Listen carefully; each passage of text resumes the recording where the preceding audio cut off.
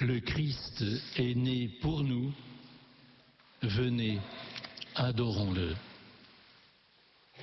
Il est notre roi, il est notre Dieu. Avec les mages, prosternons-nous devant lui. Prenons vraiment le temps de l'adorer. Avant de repartir, porter à nos frères la lumière de la vérité, la chaleur de l'amour, Jésus. Les mages nous enseignent. Ils viennent de loin. Ils ont longtemps marché. Ils racontent à Marie et à Joseph leur itinéraire, leur cheminement, toutes les péripéties du voyage.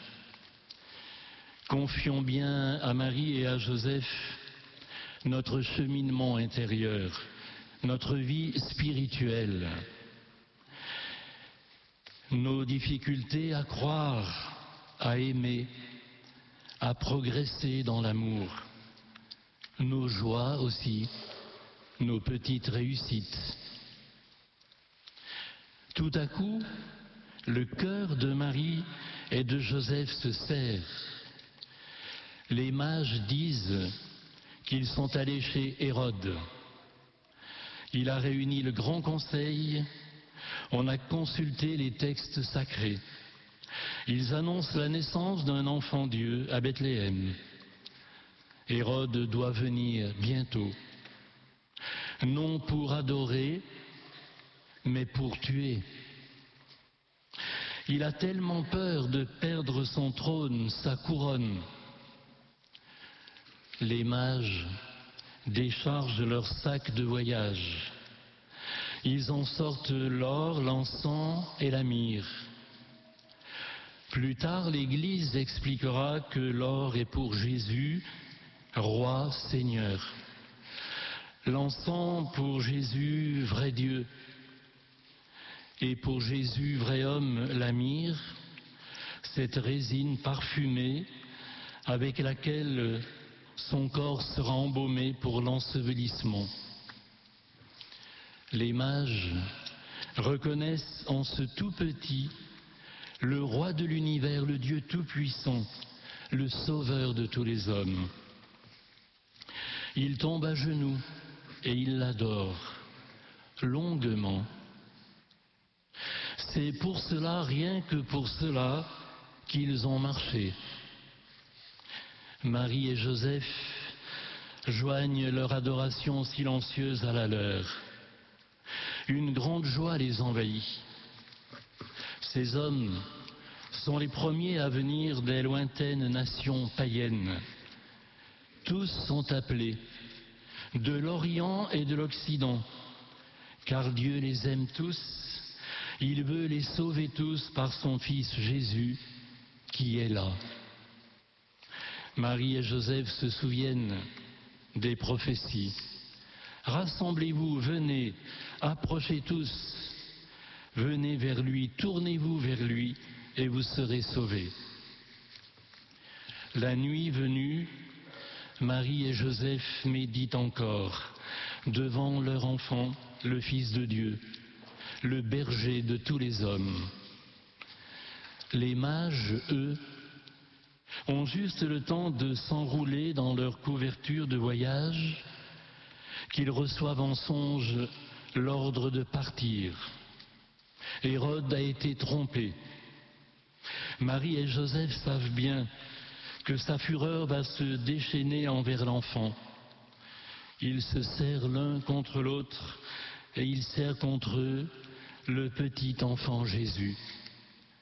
Ils protègent tant qu'ils le peuvent encore la vie, la lumière du monde. C'est l'heure du courage de la foi. Il faut fuir en Égypte. Elle est engagée la lutte des ténèbres contre la lumière. C'est le massacre des saints innocents. C'est le combat contre la vie, contre l'amour, contre Dieu. Et cette lutte, nous le savons très bien, elle se poursuit dans le temps de l'Église aujourd'hui.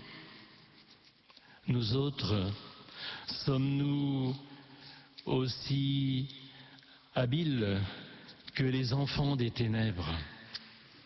Venons puiser souvent, bien souvent, pas seulement le dimanche, auprès de notre Seigneur, l'amour, la force, le courage nécessaire aux veilleurs, aux témoins de la foi, aux porteurs de la lumière. Les mages étaient tout appliqués à l'étude du ciel, désirant y découvrir un signe, un sens, une réponse à tant de questions. Apercevant l'étoile, ils sont partis éclairés par elle. Dans la 3e phrase de la Bible, nous lisons « Dieu dit que la lumière soit, et la lumière fut ». Et au dernier livre de la Bible, nous trouvons « Moi, Jésus, je suis l'étoile radieuse du matin ». Les mages ont suivi l'étoile, la lumière de Dieu. Soyons bien attentifs à tous ceux qui nous parlent de Dieu. Recherchons les choses d'en haut plus que celles de la terre, dans un monde où compte surtout le matériel. Recherchons la vérité dans un monde où règne le mensonge. Ouvrons nos yeux comme les petits enfants devant les illuminations à l'approche de Noël. Ouvrons notre esprit, notre cœur, à tout ce qui est beau, vrai, bien. Nous le savons, la nature, en tout temps, nous parle du Créateur, si nous la regardons avec des yeux d'enfant. Les événements du monde, aussi heureux ou malheureux, sont porteurs d'un message de Dieu. Notre conscience, bien sûr, nous parle de lui qui a déposé en nous le désir, la soif de vérité, d'amour, de paix, que rien, personne ne pourra jamais parfaitement combler. Notre monde aujourd'hui a un grand pouvoir d'agitation, de distraction. Le tourbillon des affaires peut nous faire oublier l'essentiel qui est la présence, l'amour, l'action de Dieu au cœur de nos vies. Les mages se sont laissés déranger par l'étoile, lumière de Dieu. Laissons-nous bousculer peut-être par Dieu, par l'Église, par le Saint-Père. Vivons au souffle de l'Esprit Saint. Il nous conduira où nous ne pensions pas aller peut-être. Il nous déroutera parfois, mais toujours pour quelque chose de beaucoup plus grand. Les mages ont ouvert leur coffret, offert des présents à Jésus. Ouvrons nos cœurs à Dieu. Débarrassons nos cœurs de tout ce qui nous encombre. Alors le Seigneur nous comblera.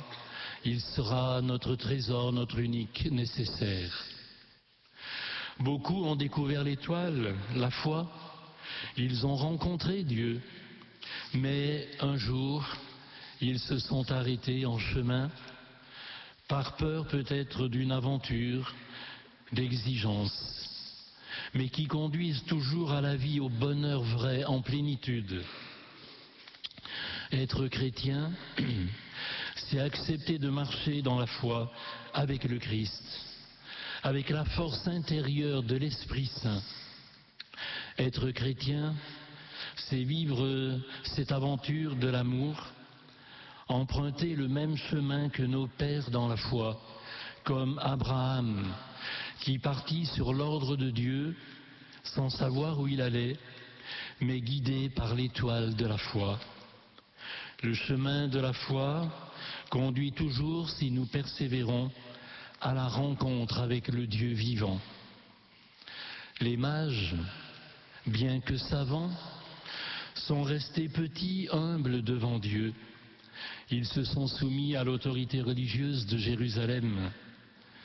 Pour rencontrer et accueillir Dieu, il nous faut passer par l'Église, notre mère, avec Marie, mère de l'Église, gardienne de la parole, de la vie de Dieu. Les théologiens de Jérusalem, eux, ne se sont pas dérangés. Nous autres, nous sommes l'Église aujourd'hui. Grande est notre responsabilité envers nos frères. Ne soyons pas des sentinelles endormis ou des chiens muets. Il ne suffit pas d'être bien pensant pour être chrétien. Il ne suffit pas de posséder la vérité et même de la transmettre. Il faut en vivre d'abord intensément. Dieu jugera plus sévèrement ceux qui avaient reçu la vérité vivante, le feu de l'amour qui veut embraser les cœurs, et ceux qui peu à peu, par négligence, ont laissé ce feu se refroidir, s'éteindre. Supplions le Seigneur aujourd'hui de toucher leur cœur. Peut-être que nous pouvons penser à une démarche envers eux. Les mages, attentifs, disponibles, humbles, entre les mains de Dieu, ont accueilli la lumière d'en haut. Ils ont compté sur Dieu plus que sur eux-mêmes. Alors la grâce a travaillé leur cœur. Ces hommes de bonne volonté sont devenus des croyants et Dieu en a fait des témoins. L'étoile peut disparaître à leurs yeux. Elle habite maintenant au fond de leur cœur. Elle les éclaire toujours. Elle les réchauffe de l'intérieur. Ils peuvent repartir transformés par un autre chemin pour proclamer les merveilles de Dieu. Ce que nous avons vu, ce que nous avons contemplé, nous vous l'annonçons. Voilà la mission de tout chrétien dans ce monde. Sa vie, ta vie, doit montrer, manifester ton appartenance au Christ, ton amour pour l'Église. Debout, resplendis, elle est venue ta lumière. Laissons bien la lumière du Seigneur nous envahir. Prions vraiment, adorons le Seigneur, vivons dans la vérité. La vérité vous rendra libre. Un jour, Saint Jean-Paul II avait confié que c'était sa phrase préférée des évangiles. La vérité vous rendra libre. Vivons dans la droiture, dans la justice. Aimons vraiment nos frères, à commencer par nos plus proches. Alors nous serons nous aussi lumière dans le Seigneur. L'Église, nous le savons, c'est vous, c'est moi. Malgré nos limites, malgré nos faiblesses, c'est notre devoir de conduire nos frères vers Dieu. Il n'y a pas de place dans l'Église pour l'égoïsme, pour une petite vie bien tranquille, bien réglée. L'épiphanie est une très belle fête missionnaire. Avec les mages, ce sont déjà tous les peuples qui se mettent en marche vers Jésus, Fils de Dieu, Sauveur. L'Église est missionnaire, elle est lumière pour les nations. Dans nos familles, dans nos milieux de vie, sur nos lieux de travail, d'études, de loisirs, essayons d'être nous aussi de petites lumières pour nos frères. Encore une fois, ne perdons pas notre temps à dire « les temps sont mauvais aujourd'hui ». Non, cela ne sert à rien. Mais travaillons de toutes nos forces en vivant disciples missionnaires, en vivant de sorte que les temps deviennent meilleurs aujourd'hui. Demandons à Notre-Dame et à Saint Joseph une foi vivante, rayonnante, une foi nourrie par la prière quotidienne, par une fréquentation assidue des sacrements, une foi qui attire tout naturellement vers Jésus. Seigneur, notre Sauveur, tu te livres dans l'Eucharistie. Pour nous, pauvres pécheurs, tu te livres. Pour tous les hommes aussi. Nous allons t'accueillir en nous, nous t'adorons. Nous te glorifions, Seigneur, nous te rendons grâce pour ton infinie miséricorde qui va encore nous transformer au fil des jours de cette année nouvelle. Comme les mages, Nous voulons repartir sur les chemins de la mission avec un cœur nouveau, un cœur comblé de ton amour, Seigneur. Chers amis, immense est la mission, nous le savons, aujourd'hui. Mais rien n'est impossible à Dieu. Amen.